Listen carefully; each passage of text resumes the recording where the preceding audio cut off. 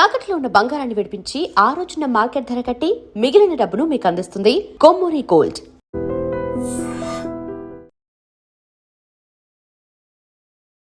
Welcome to IT news. This is Pavan. తెలంగాణలో రాష్ట్ర వ్యాప్తంగా ఏప్రిల్ 1 నుంచి చికెన్ షాపులు అన్నీ బంద్ అని చెప్పేసి పిలుపునివ్వడం జరిగింది.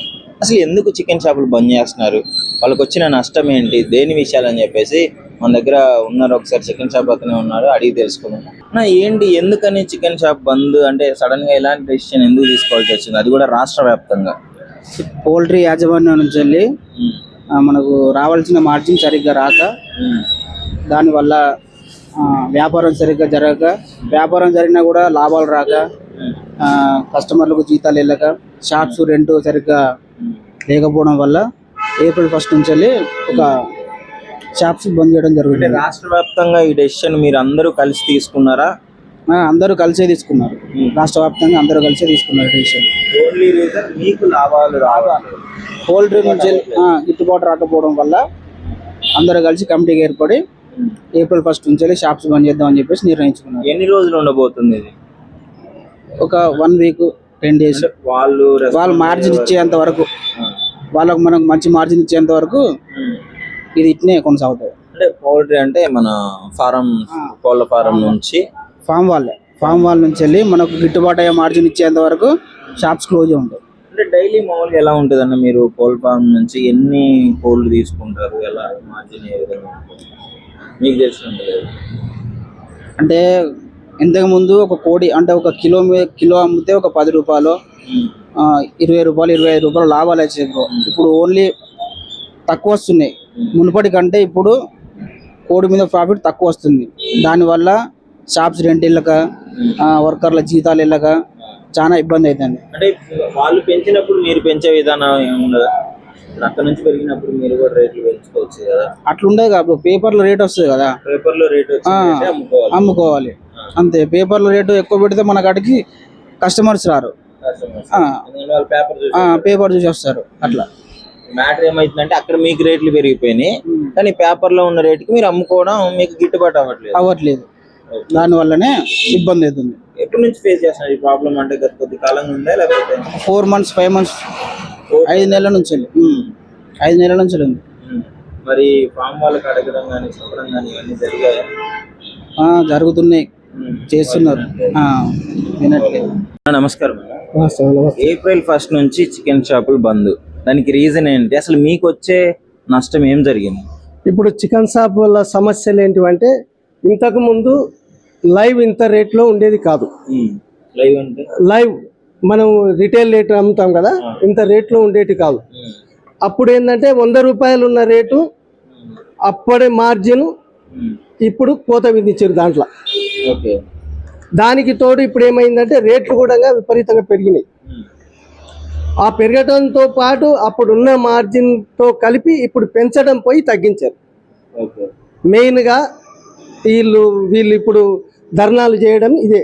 అంటే కోళ్ళ ఫారం నుంచి పౌల్ట్రీ షాప్ నుంచి మీకు వచ్చేది రేట్లు ఎట్లా ఉన్నాయి? పౌల్ట్రీ షాప్ నుంచి ఇంతకు ముందు వచ్చేది మనకు 100 రూపాయల లోపలే ఉండేది రేట్లు మినిమంగా, పర్ కిలో.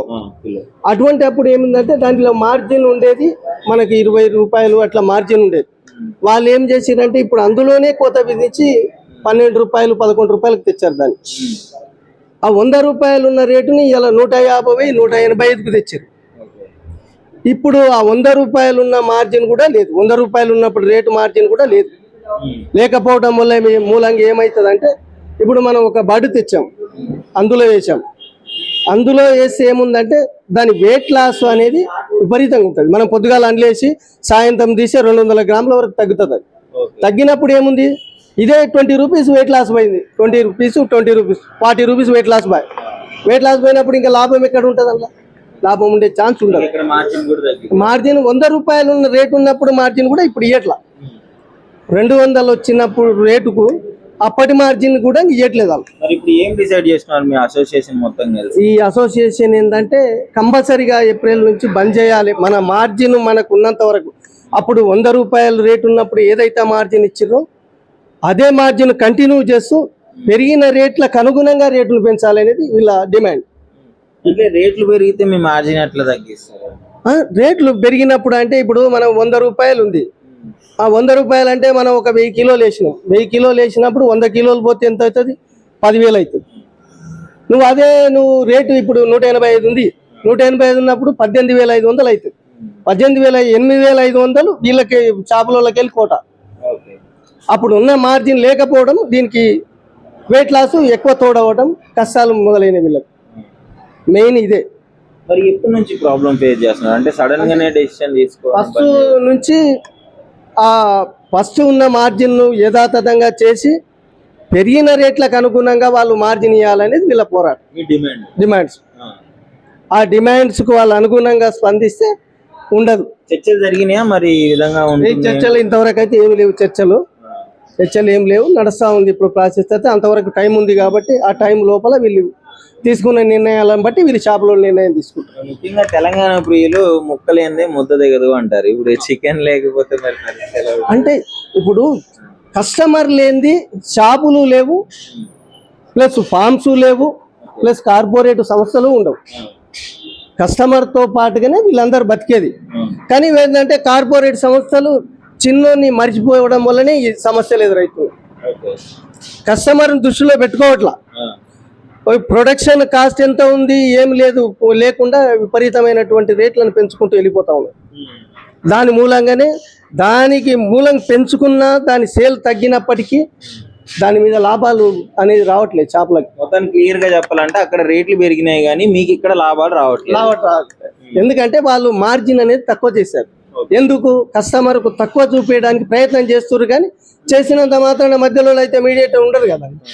ఈ షాపులలో అయితే ఇప్పటికే లాస్ అయిపోయారు చాలా. 2 నెలల నుంచి పెంచుకోవడం కుదరదు. పేపర్ లో ఉన్న రేట్ అంటే ఇప్పుడు కస్టమర్ ఎట్లా ఉంటాడు? కొన్ని సంస్థలు, పెద్ద సంస్థలు, అలాంటి సంస్థలు ఉంటాయి. వాళ్ళు ఏం పేపర్ రేట్ పెడతారు. అటువంటి అప్పుడు మనం ఎక్కువ పెడితే ఎట్లా వస్తారు కస్టమర్? రారు. దాని మీదనే ఈ పోరాటం. ఇది ప్రస్తుత తెలంగాణలో చికెన్ షాపుల పరిస్థితి. సో అక్కడ పౌల్ట్రీ షాప్ నుంచి వచ్చే మార్జిన్ మొత్తం తగ్గించడం జరిగింది, కానీ రేట్లు మాత్రం పెరగడం జరిగింది. సో మార్జిన్ లో కూడా ఇప్పుడు వీళ్ళకి ఏదైతే మార్జిన్ వస్తుందో అదే మార్జిన్ లో తగ్గించి రేట్లు అమ్ముకోవడం జరుగుతుంది. సో వీళ్ళు పెంచుకోవడానికి కూడా వీలుండదు. ఎందుకంటే పేపర్ రేట్ ఎంత ఉందో కాబట్టి అంతనే కస్టమర్లు చూసుకుంటారు. కాబట్టి వీళ్ళకి మార్జిన్ తగ్గడం వల్ల ఏం లాభం లేదు అని చెప్పేసి సో అందరూ కలిసి, తెలంగాణలో ఉన్న చికెన్ షాపులు అందరూ కలిసి బంద్కు పిలుపునివ్వడం జరిగింది. ఏప్రిల్ 1 నుంచి బంద్ పిలుపునిస్తుంది. అంటే ఇంకో 2-3 రోజులు ఉందంతే. సో తర్వాత తెలంగాణలో ముక్కలేందే ముద్ద దిగదు, చికెన్ ప్రియులు ఎక్కువ. మరి చూడాలి ఎలాంటి పరిస్థితులు వస్తాయో. మరి వీళ్ళు మాట్లాడి అసోసియేషన్ మొత్తం మాట్లాడి ప్రాబ్లమ్ సాల్వ్ చేసుకుంటారా, లేదంటే నిజంగానే బంద్కు పిలుపునిస్తారా అనే విషయం అయితే తెలియాల్సి ఉంది.